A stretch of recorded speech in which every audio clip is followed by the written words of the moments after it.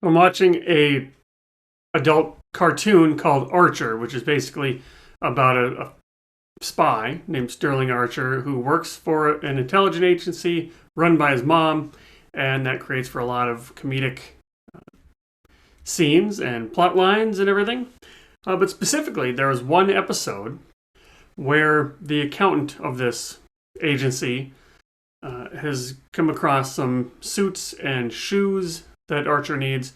So Archer tells Cyril, the accountant, Archer says, take the suits to my tailor and take the shoes to my shoemaker.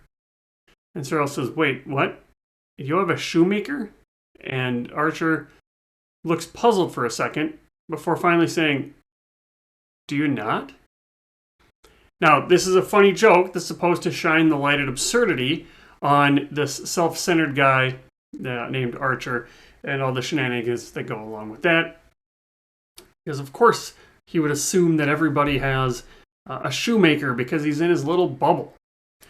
But then again, I was on my way home on an airplane, sitting next to some people, and I overheard one lady say, "This is interesting. Have you flown before?" And I thought to myself, have you not? So we've all kind of got these areas of our life that we take for granted, and we just assume that everybody must have this.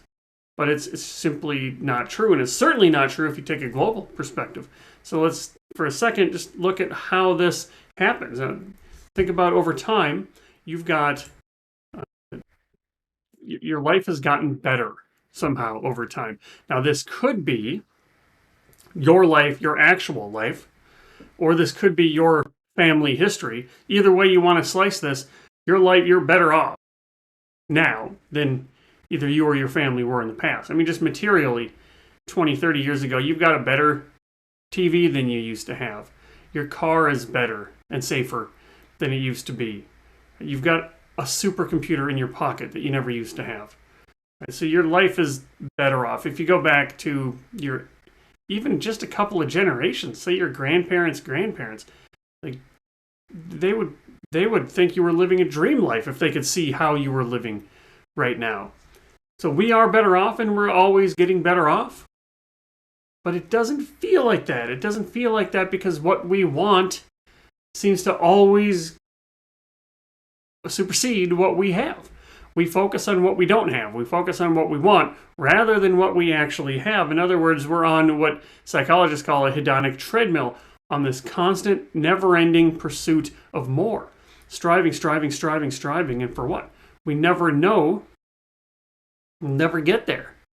This is the never-ending struggle that we all have, especially if you don't define what enough is. So now how does this lead to us taking life for granted, taking parts of our lives for granted? Let's think back to things that you might be taking for granted. So you've got a group of people here, and say you're in this group. And somebody, say from a third world country, comes up to you and says, you have clean water in your house? That you can just hit a button and you get water in your house? That's crazy. I can't believe you have water. And you might say, what, do you not? Because having access to clean water at your fingertips is something that we take for granted. Now let's take these three. All right, so now all the people that have the clean water, the running water at their fingertips. Now, one person might say, I've got, I live in this apartment. I still have the clean water at my fingertips, but the money's pretty thin, and we've got one car for the entire household. We can't really afford multiple cars. And the other two say, well, we have one car for every driver. And the other person might say, really? You have every person in your household has a car. You have multiple cars. And the other two might say, do you not? Because it's so out there that people would have to share a car. That they took it for granted. Then even within these people, you might find that one of them has a shoemaker, say. One of them is Sterling Archer. And the other one's Cyril saying, wait, you have a shoemaker? And Archer says, "Do you not?" So you can see how the level of absurdity, there is a line somewhere, but it's not always easy to know where that line is. So when you find yourself thinking about, man, life is such a struggle right now, because I'm sitting here and I'm frustrated and I don't know what I'm going to do next, and this is a hard hill to climb, or got all these steps in front of me. It can be helpful to learn what are the areas that I'm taking for granted. What are these areas that I might be overlooking or forgetting about? So if it can be helpful to zoom out, and gratitude is the magic bullet here.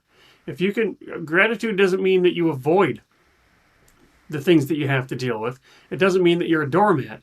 It just means that you're widening your horizon to looking at everything, to looking at how far you've come, to looking at how much you do have, instead of just only focusing on what you don't have. And that helps us, that keeps us from taking our lives for granted.